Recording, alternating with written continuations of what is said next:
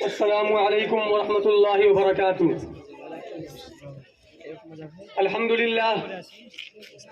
للہ کفا وسلام علی عباده الذین اصطفى اما بعد۔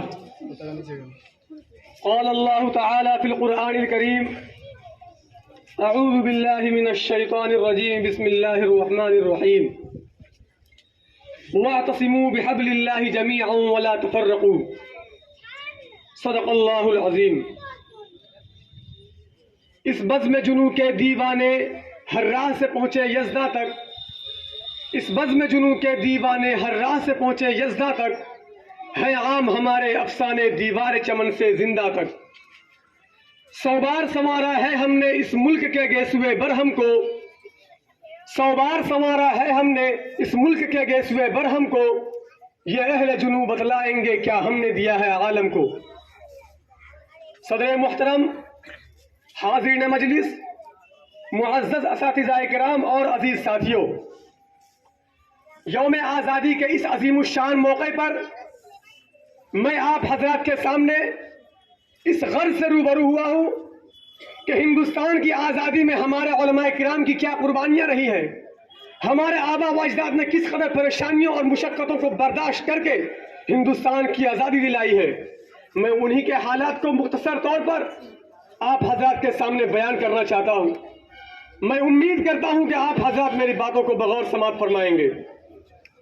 حضرات، ہندوستان کی آزادی میں جتنا بڑا کردار مسلمانوں کا رہا ہے، اس سے بڑھ کر کسی اور مذہب، کسی اور قوم، کسی اور دھرم کے ماننے والوں کا نہیں رہا ہے۔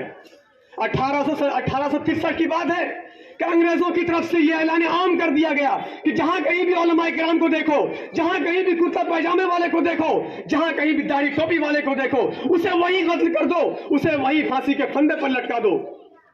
مسلمانوں یاد رکھو، یہ علماء کرام کی قربانیاں تھی، یہ علماء کرام کا جہاد تھا، یہ علماء کرام کا انگریزوں کے خلاف بغاوت تھی۔ انگریزوں نے مجبور ہو کر یہ قتل عام کا اعلان کر دیا۔ ہندوستان کی آزادی کے خاطر ہم نے اپنا گھر بار اجاڑ دیا۔ جس ملک کے انگریزوں کے خلاف جہاد کا فتویٰ ہمارے علماء کرام نے دیا تھا، 1857 کی جنگ آزادی کا فتویٰ ہم نے دیا، اس دن کے لیے کہ اقتدار کی کرسیوں کے خاطر ہماری شریعت میں مداخلت کرو گے تم۔ علامہ فضل حق خیر آبادی نے اپنی جان کی عظیم قربانی پیش کر دی تھی۔ لوگوں نے ان سے کہا تھا کہ آپ انگریزوں کو معافی نامہ لکھ کر دے دیجئے، آپ کو رہا کر دیا جائے گا۔ مگر علامہ فضل خیر حق آبادی نے کہا کہ میں ملک کے لیے قربان ہونا پسند کروں گا، میں ملک کے لیے مر مٹنا پسند کروں گا، مگر میں انگریزوں کو معافی نامہ دینا پسند نہیں کرتا۔ اور وہیں ساورکر نے 6 بار انگریزوں کو معافی نامہ لکھ کر دیا تھا۔ کیا یہ حقیقت نہیں ہے؟ ہم نے ریشمی رومال کی تحریک کیوں شروع کی تھی؟ اس لیے شروع کی تھی کہ جب ملک آزاد ہو جائے گا تو ہم سے ہماری شناخت چھین لیں گے آپ۔ ہم نے اپنی جانوں کی عظیم قربانیاں کیوں پیش کی تھی؟ اس لیے پیش کی تھی کہ جب ملک آزاد ہو جائے گا تو ہم سے ہماری دیش بھکتی کا سرٹیفکیٹ مانگیں گے آپ۔ ہم نے اپنی بیوی کو بیوہ اور بچوں کو یتیم کیوں کیا تھا؟ اس لیے کیا تھا کہ جب ملک آزاد ہو جائے گا تو ہمیں غدار کہیں گے آپ۔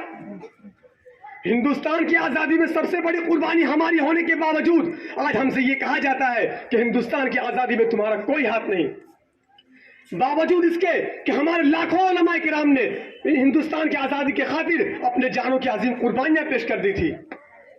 ہمارے علماء کرام کو کیا معلوم تھا کہ ان کی اس قربانی کا بدلہ ان سے ان کی بابری مسجد چھین کر لیا جائے گا؟ ہمارے علماء کرام کو کیا معلوم تھا کہ ان کے قربان ہونے کے بعد نبی کی شریعت میں مداخلت کی جائے گی؟ ہمارے علماء کرام کو کیا معلوم تھا کہ ان کے قربان ہونے کے بعد مسجدوں میں نماز پر پابندی لگانے کی باتیں کی جائے گی؟ ہمارے علماء کرام کو کیا معلوم تھا کہ ان کے قربان ہونے کے بعد نبی کی شان میں گستاخی کی جائے گی؟ ہمارے علماء کرام کو کیا معلوم تھا کہ ان کے قربان ہونے کے بعد مسلمانوں سے دیش بھکتی کا سرٹیفکیٹ مانگا جائے گا؟ ہمارے علماء کرام کو کیا معلوم تھا کہ ان کے قربان ہونے کے بعد مسلمانوں کو غدار کہا جائے گا؟ ہمارے علماء کرام کو کیا معلوم تھا کہ ان کے قربان ہونے کے بعد ان کی اس تاریخ کو اتہاس کے پنوں سے مٹا دیا جائے گا؟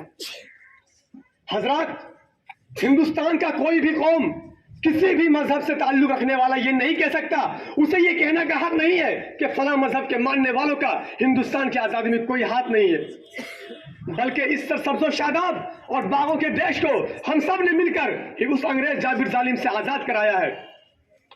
لہٰذا ہمارے علماء کرام نے جو قربانیاں پیش کی ہے، ہمیں ان کی قربانیوں کی قدر کرنی چاہیے، اور ان کی قربانیوں کی قدر کرنے کا صحیح طریقہ یہ ہے کہ ہم سب مل کر آپس میں مل جل کر